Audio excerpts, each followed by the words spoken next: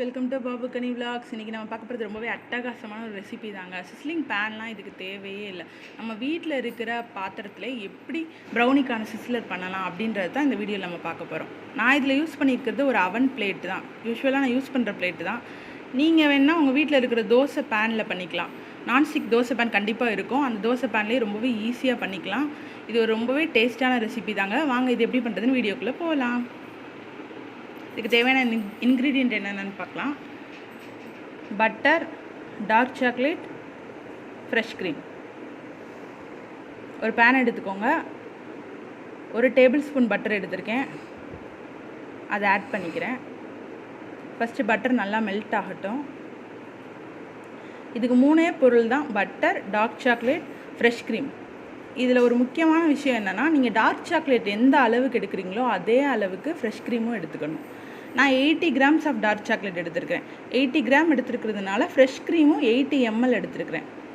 ரெண்டுமே சேம் குவான்டிட்டியில் இருக்கணும்.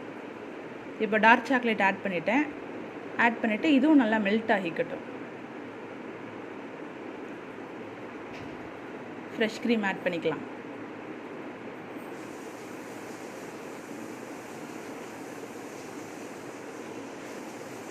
நல்லா 3ஐயும் மிக்ஸ் பண்ணிக்கோங்க.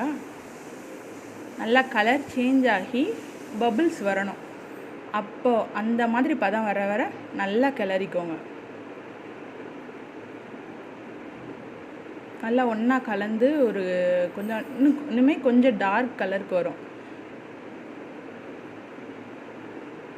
நல்லா கலந்து விட அந்த கலர் வரும். பாருங்கள், சாக்லேட்ஸ்லாம் நல்லா மெல்ட் ஆயிடுச்சு. இப்போது அந்த லைட்டாக பபிள்ஸ் வருது இல்லையா? இப்போ நம்ம சிஸ்லிங் பேன் ரெடி பண்ணிக்கலாம். நான் அவன் பிளேட் எடுத்திருக்கேன்னு சொன்னேன். நீங்கள் தோசை தவா கூட எடுத்துக்கலாம். எடுத்து இந்த மாதிரி அடுப்பில் வச்சு ஹீட் பண்ணிக்கோங்க. நல்லா சூடு பறக்கணும், அந்த அளவுக்கு நீங்கள் நல்லா ஹீட் பண்ணிக்கோங்க. நான் ஆல்ரெடி ப்ரௌனி பண்ணி வச்சுருக்கிறேன். ப்ரௌனி பண்ணி நீங்கள் அதை ஃப்ரிட்ஜில் வச்சுருங்க. ஒரு 30 மினிட்ஸ் ஃப்ரிட்ஜில் வச்சுருந்தா போதும். அந்த ப்ரௌனி எப்படி பண்ணுறதுன்றதும் நம்ம சேனலில் கொடுத்துருக்குறோம். இந்த வீடியோக்கு கீழே லிங்க்கில் டிஸ்கிரிப்ஷனில் கொடுத்துருக்குறோம். அந்த லிங்க்குள்ளே போய் நீங்கள் செக் பண்ணி பார்த்துக்கோங்க. அந்த ப்ரௌனி ஆல்ரெடி நான் ஃப்ரிட்ஜில் வச்சுருந்தேன்னு சொன்னேன் இல்லையா? அந்த ஒரு பீஸ் மட்டும் எடுத்து நல்லா தூள் பண்ணி வச்சுருக்கேன். இப்போ நம்ம சூடான அந்த பேனில் ஒரு 1/4 டேபிள் ஸ்பூன் பட்டர் போட்டு நல்லா க்ரீஸ் பண்ணிக்கலாம். இது ஏன் பண்ணுறோம் அப்படின்னா, இது மேலே அந்த ப்ரௌனி பொடி பண்ணி வச்சோம் இல்லையா, அதை போட போகிறோம். அது டைரெக்டாக ஹீட்டில் தீஞ்சிடாமல் இருக்கிறதுக்காக அந்த பட்டர் போட்டு லைட்டாக க்ரீஸ் பண்ணி வைக்கிறோம்.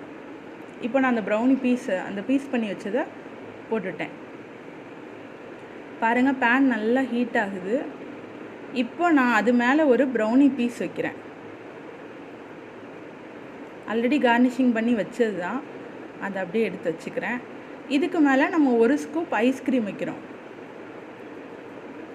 என்னோடய பேன் சின்னது, பிளேட் சின்னது, அதனால் நான் ஒரு பீஸ் மட்டும் வச்சுருக்கிறேன். உங்களுக்கு பெரிய தவா எடுக்கிறீங்க அப்படின்னா அதுக்கேற்ற மாதிரி நீங்கள் 2-3 பீசஸ் கூட ஆட் பண்ணிக்கலாம். இதில் கொஞ்சம் எனக்கு ஹீட் கம்மி ஆயிடுச்சு. அதனால நான் திரும்பவும் ஒரு தடவை லைட்டாக அடுப்பில் வச்சு தான் எடுத்தேன்.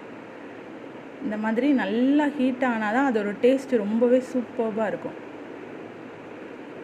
பாருங்கள், அந்த பபிள்ஸ், இந்த பபிள்ஸோடு நம்ம அப்படியே லைட்டாக ஒரு பீஸாக எடுத்து சாப்பிட்றப்போ ரொம்பவே டேஸ்ட்டாக இருக்கும். அந்த ஹீட் தான் இதில் ரொம்பவே முக்கியமானது. அதனால் நான் திரும்ப அடுப்பில் வச்சு எடுத்தேன். இது நம்ம வீட்டில் பண்ணுறோன்றதுனால எக்ஸாக்டாக சிஸ்லிங் பேனில் வர மாதிரி ட்ரை பண்ணணும் அப்படின்னா இந்த மாதிரி தான் பண்ணணும்.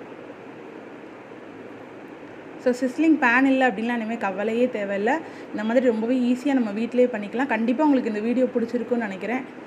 பிடிச்சிருந்தால் மறக்காமல் லைக் பண்ணுங்கள், கமெண்ட் பண்ணுங்கள், ஷேர் பண்ணுங்கள். சப்ஸ்கிரைப் பண்ணாமல் இருந்தீங்கன்னா தயவு செஞ்சு சப்ஸ்கிரைப் பண்ணிடுங்க.